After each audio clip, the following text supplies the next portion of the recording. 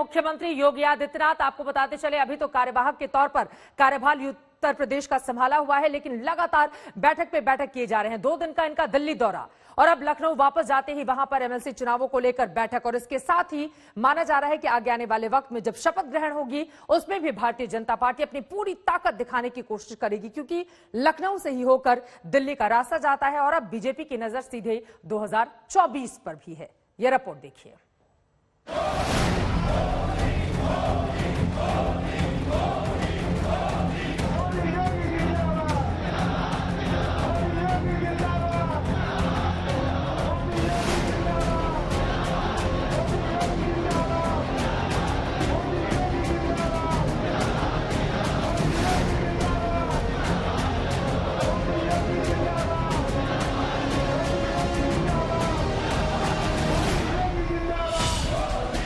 सदन से सड़क तक मोदी के नाम की गूंज है। यूपी की गली गली में योगी के नाम की गूंज है। प्रचंड जीत के बाद कार्यवाहक मुख्यमंत्री योगी आदित्यनाथ दिल्ली में पीएम मोदी समेत बीजेपी के तमाम आला नेताओं से मेल मुलाकात कर चुके हैं।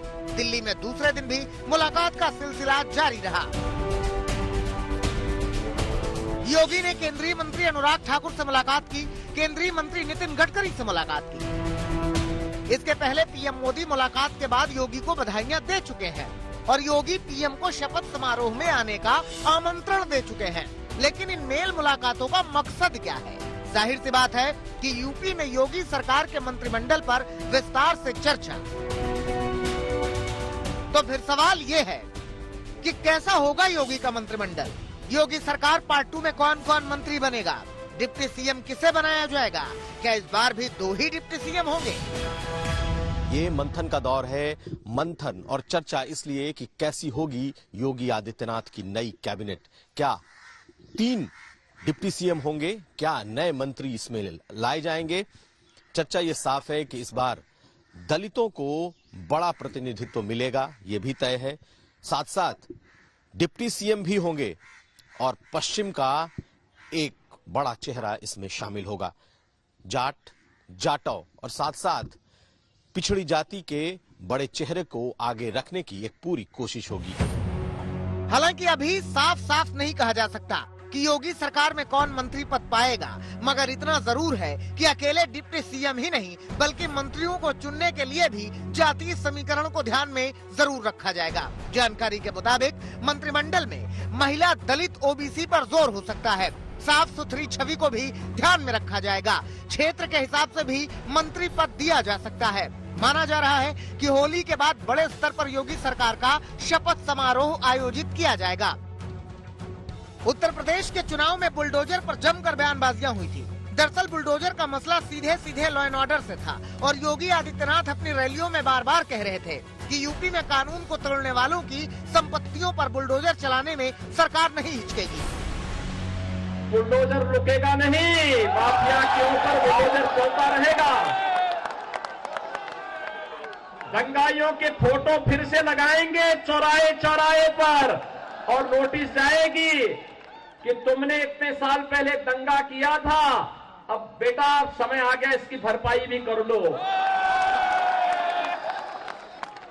और इसलिए भाइयों बहनों, एक तरफ विकास है और विकास के साथ साथ माफिया के खिलाफ बुलडोजर भी है।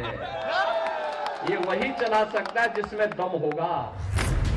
योगी के बयान को अखिलेश ने हाथों हाथ लिया था और योगी आदित्यनाथ को बुलडोजर बाबा तक कह दिया था। अखिलेश योगी आदित्यनाथ को बुलडोजर बाबा कहकर व्यंग भी कसते रहे। हमारे बाबा मुख्यमंत्री जी का सबसे प्रिय काम क्या है? हमारे बाबा मुख्यमंत्री जी को 2 चीजें पसंद है, एक बुल और दूसरा बुलडोजर। इस बार योगी सरकार बुलडोजर की रफ्तार को और तेज करेगी। मतलब ये कि लॉ एंड ऑर्डर के मसले में उत्तर प्रदेश की सरकार इस बार और सख्त होती नजर आएगी। इस बात पर आश्चर्य नहीं होना चाहिए कि सरोजिनी नगर से जीते राजेश्वर सिंह और पूर्व पुलिस अधिकारी आसिम अरुण को भी जगह मिल जाए। तो पीएम मोदी ने जैसे कहा था बीजेपी होली के पहले होली मनाएगी, वैसे ही बीजेपी में होली हो रही है। भाजपा के कार्यकर्ताओं ने मुझसे वादा किया था कि इस बार होली 10 मार्च से ही शुरू हो जाएगी।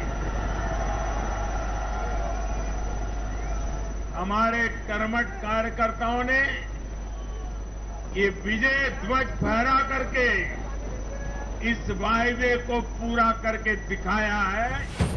अब देखना ये होगा कि योगी सरकार के नए मंत्रिमंडल में किसकी होली रंग बिरंगी होगी। इंतजार है कि कैसी होगी योगी सरकार पार्ट 2।